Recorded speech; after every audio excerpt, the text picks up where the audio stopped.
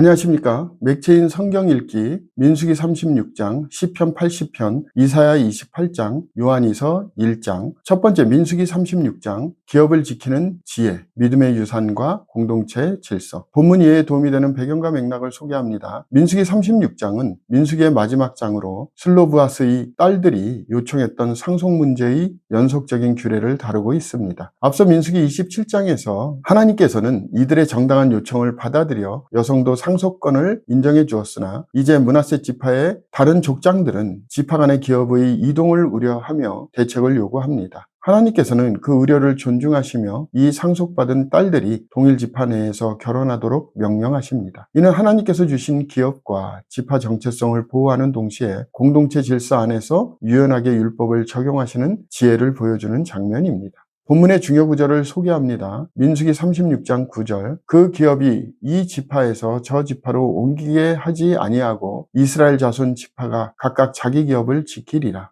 본문을 적용하는 데 도움이 되는 가이드라인입니다. 오늘날 우리는 주어진 삶의 영역과 신앙의 유산을 가볍게 여기기 쉬우나 하나님께서는 그분께서 맡기신 것을 지키는 것을 중요한 믿음의 자세로 여기십니다. 공동체 안에서의 조화와 정체성은 하나님의 질서를 존중할 때 더욱 견고해집니다. 맡은 것에 충성하는 삶이 곧 하나님의 뜻을 이루는 길임을 기억해야 합니다.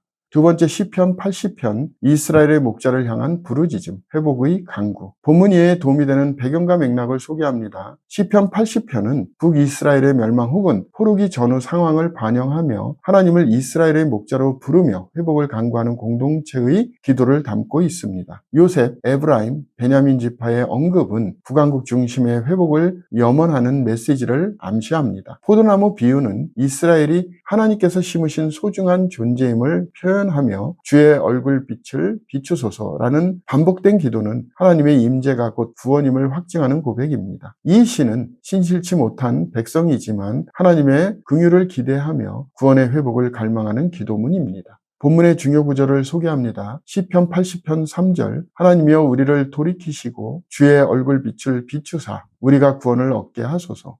본문을 적용하는 데 도움이 되는 가이드라인입니다. 오늘날 우리는 실패와 절망의 상황 속에서 다시 하나님께 돌아가야 할 때가 많습니다. 진정한 회복은 환경이 변하는 것이 아니라 하나님의 얼굴이 우리를 향해 다시 비추실 때 시작됩니다. 주님의 임재는 곧 우리의 정체성과 회복의 핵심입니다.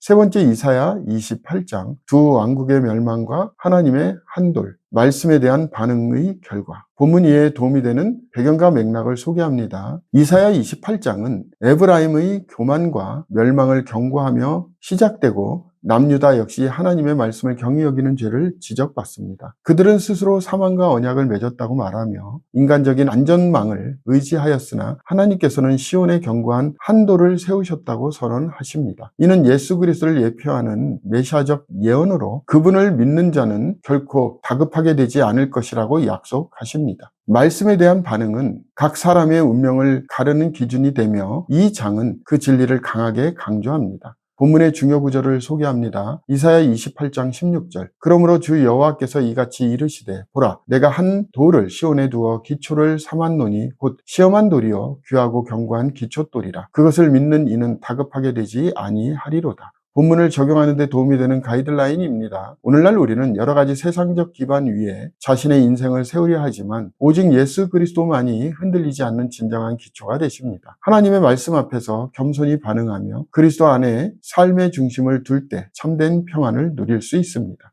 오늘의 마지막 본문 요한이서 1장, 진리 안에서의 사랑, 영적 경계와 순결한 교제. 본문 이해에 도움이 되는 배경과 맥락을 소개합니다. 요한 2서는 택하심을 받은 부녀와 그 자녀들에게 보내는 짧은 서신으로 당시 초대교회에 침투한 거짓 교사들에 대한 경고와 진리 안에서의 사랑의 삶을 당부하고 있습니다. 요한은 사랑은 계명을 따라 행하는 것이라고 정의하며 감정적인 친절이 아니라 진리에 기초한 분별이 필요하다고 강조합니다. 특히 그리스도의 육체적 오심을 부인하는 자들을 집에 들이지도 인사하지도 말라는 강한 권면은 복음의 순수성을 지키려는 결단을 반영합니다. 이 서신은 사랑과 진리가 분리되지 않음을 보여주며 교회 내 공동체적 경계를 세워야 할 필요성을 일깨워줍니다.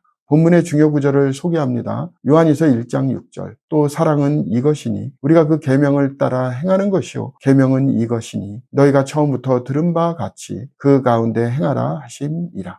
본문을 적용하는 데 도움이 되는 가이드라인입니다. 오늘날 우리는 사랑을 무분별한 수용으로 오해하기 쉽지만 참된 사랑은 진리에 기초하여 계명을 지키는 삶으로 나타나야 합니다. 영적 분별력을 가지고 사랑을 실천할 때 하나님께서 기뻐하시는 순결한 공동체가 세워집니다.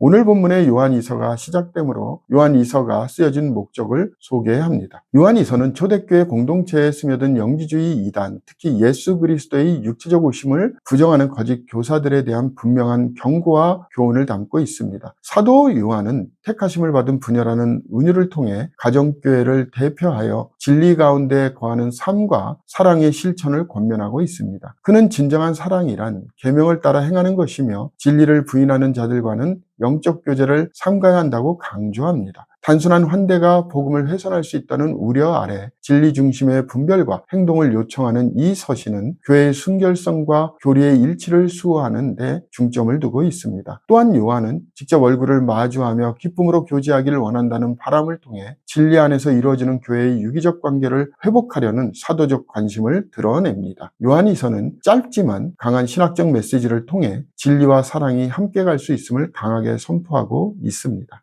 감사합니다.